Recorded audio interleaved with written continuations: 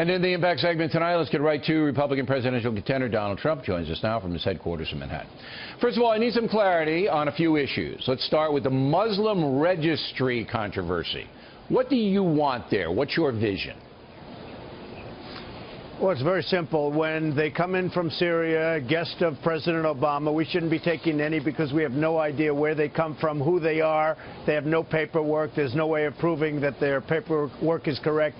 When they come in from Syria, I want them to be registered. They have to be registered. We have to watch them because we just don't know who they are.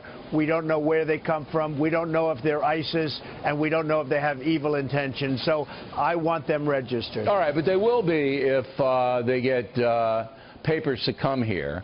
ICE, Homeland Security, will know who they are, will know where they go. So what you want is a reality already, is it not? No, what I want is I don't want them to come here. We shouldn't be taking anybody. No. We should do, okay. Well, you shouldn't do it because we have no idea. ICE, do you believe in ICE? Look what happened to Kate. You know Kate very well. What happened in, probably better than most, what happened in San Francisco and Jamil in Los Angeles and so many others. I don't have any confidence they can vet them. They won't vet them properly. But if it were me and I were running as a Republican, instead of saying I don't want them, I would say I'll take some women and children, and they have to be properly vetted by the FBI, not Homeland Security, because we don't trust them.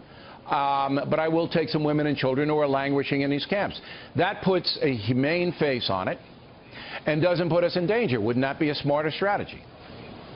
Well, I'll tell you, you mean children like we took in Boston, the two brothers that did so much damage during the Boston Marathon. They were very young when they came here, and you see what happened to them. I wouldn't say they were the greatest guys in the world. They were radicalized. All the terrorism that took place in Charleston was homegrown. You're never going to have a guarantee. You just want to put a face on the Republican Party that you're not just mean guys, and that's what the Democrats are trying to do to you. Hey, Bill, I would do something much different, much different. I'd do a free zone, safe zone in Syria.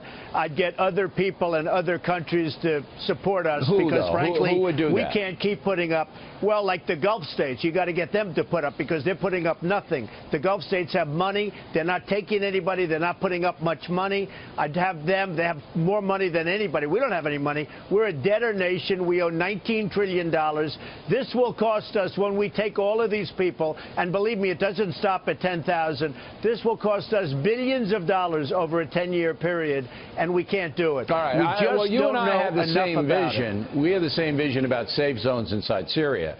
But I'm working through NATO. You haven't mentioned NATO. Why not? I think NATO would be fine. I think it's great. I think it certainly makes it a little bit easier. You declare war, you go through NATO, but I would add a lot of countries, frankly, to the NATO group that we already have. If you can persuade Saudi Arabia to pick up the tab here and there, that would be a good thing. And you think you could do that? Well, it would be nice. I mean, they do have plenty of money, okay? It would be nice if they contributed. And by the way, so should many other countries contribute. But that way, they're in their country. I read a case where some people are sent to Minnesota. It was 10 degrees below zero. They go from Syria to Minnesota. Not exactly so great. They probably want to be there. You do a safe zone. Well, it doesn't matter what they want. You do a free zone. If you have a safe zone in their own country, they stay there. It doesn't matter what they want. Okay. Are you aware? It's a much better idea, and certainly better for us. Are you aware that the liberal media and the Democratic Party in general are trying to paint you as a racist? Are you aware of that?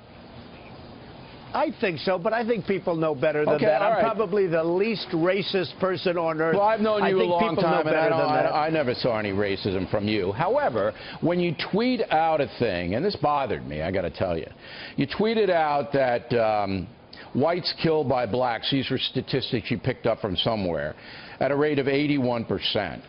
And that's totally wrong. Whites killed by blacks is 15%. Yet you tweeted it was 81%. Now, Bill, I didn't tweet. I retweeted somebody that was supposedly an expert, but you don't and it was also a radio show. Why do you want to be in that zone? Hey, Bill, am I going to check every statistic? I get millions and millions of people. You got it. You're a presidential contender. You got to check it. I have millions of people. You know what? Fine. But this came out of radio shows and everything else. Oh, come on, All radio it was a shows? retweet. I didn't say. Excuse me. All it was is a retweet. It wasn't from me, and it did. It came out of a radio show and other places because you see all the names. Look, you know I'm looking out for you, right? You know that? Yeah, I'm looking out for you. I look out for every honest politician. I don't care what party they're in. Don't do this. Don't put your name on stuff like this, because it makes the other side, it gives them stuff to tell the ill-informed voter that you're a racist. I mean, you just hand him in the platter. This was a retweet. I'm sure you're looking out for me. Everybody is, right? Yeah. This was a retweet. This was a retweet. All right, whatever it is. And it came I told from you sources that are very credible. You shouldn't be tweeting. Don't tweet. Give it up for Lent. Lent is coming soon. Okay, give it up. All right, final question. You know what? I like it. Can I tell you what? I like it because I can get also my point of view out there, and my point of view is very important to a lot of people that are looking at me. And as far as what they've done in terms of me, you just had a poll. Wait a minute. You just had a poll, and going even against Hillary, I win easily. I think you can see that. It was in a Fox poll that just came out. Well, your favorite guy, Karl Rove, has that poll 2 segments away, or even, I don't know. 2 segments away, and we have all the numbers. Final question. Well, let me just tell you something. Wait a minute. Let me just tell you something. Karl Rove spent over $400 million trying to win races for the Republicans. $400 million, he didn't win a race. Why don't you try to win him over? Shouldn't even be on your program. Why don't you try to win him over? I don't want to win him over. I don't want to win him. He fought for so many people and lost every single one. I don't have to win him over. I don't want to win him over. Not after what he says about me. He's totally biased. Shouldn't even be on your show, but frankly. we have the poll numbers, and they can't be biased because they're just straight numbers. I wanted to talk to you about who's NATO, leading in the poll? Bill, who is leading? Bill. Who's leading in the poll? You. All right, good. Donald I think Karl Rove Trump. thinks Mitt Romney's still leading in the poll. Okay, good. I am leading. That's true. You are leading in the poll.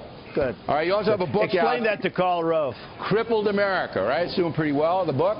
All right. Anything else you want me to do? It's doing very well. Crippled America. Anything else you want me to do? Nothing else. Just be fair. Just be fair. Always fair? All I ask is fairness, level playing field. I am Mr. Fairness. You're looking at him right here. Yeah, okay. Okay. All right, we always appreciate you coming on, Donald.